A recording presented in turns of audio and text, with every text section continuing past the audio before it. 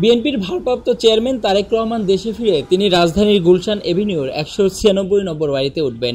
৩ bed, drawing, dining, living room, swimming pool সহ আধুনিক সুযোগ সুবিধা রয়েছে ওই বাড়িতে। বিচারপতি আব্দুল সাত্তার সরকারের সময় ১.৫ বিঘা জমির উপর নির্মিত বাড়িটি খালেদা জিয়ার নামে বরাদ্দ দেওয়া হয়েছিল। এত বছর বাড়িটি তার নিয়ন্ত্রণে থাকলেও নামজারি করা ছিল না। অন্তর্বর্তীকালীন সরকার গত ৪ জুন বাড়িটি নামজারির কাগজ খালেদা জিয়ার হাতে তুলে দেন।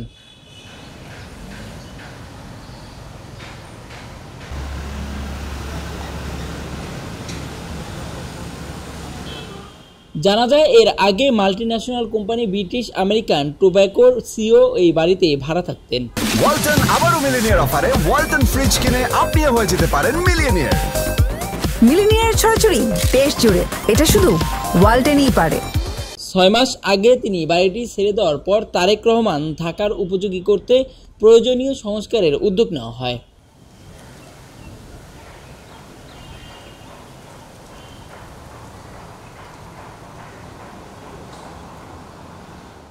দলের বিভিন্ন সূত্রে জানা যায়, জাতীয় নির্বাচনে দিনক্ষণ চূড়ান্ত হলেই দেশে ফিরবেন ১৭ বছর ধরে লন্ডনে থাকা বিএনপির এই শীর্ষ নেতা। সাদা রঙের দোতলা বাড়িটি বহিরাঙ্গ ও ভেতরটাও বেশ পরিপাটি করে সাজানো। তারেক রহমানের স্ত্রী ডক্টর জুবাইদা রহমানও লন্ডনে যাওয়ার আগে বাড়িটি পরিদর্শন করে গেছেন। বাড়িতে মূল ভবন, সুইমিং পুল ছাড়াও সামনে অনেক খোলা জায়গা রয়েছে।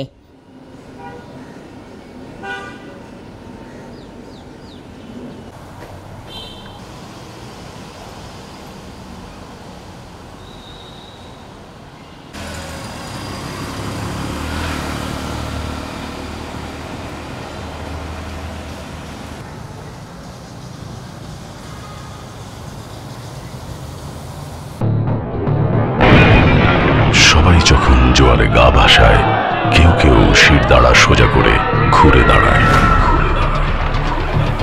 সময় যেখানে প্রতিনিয়ত হার মেনে নিতে শেখায়, কেউ কেউ চ্যালেঞ্জ ছুড়ে দেয়।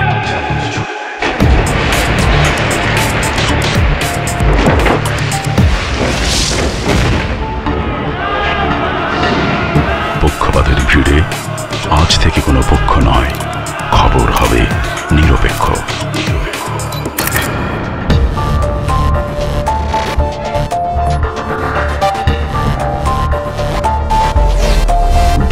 তথ্যবাদ, খবর হবে নিখাদ। ভেঙে গুজবের শিক, খবর হবে নির্ভীক।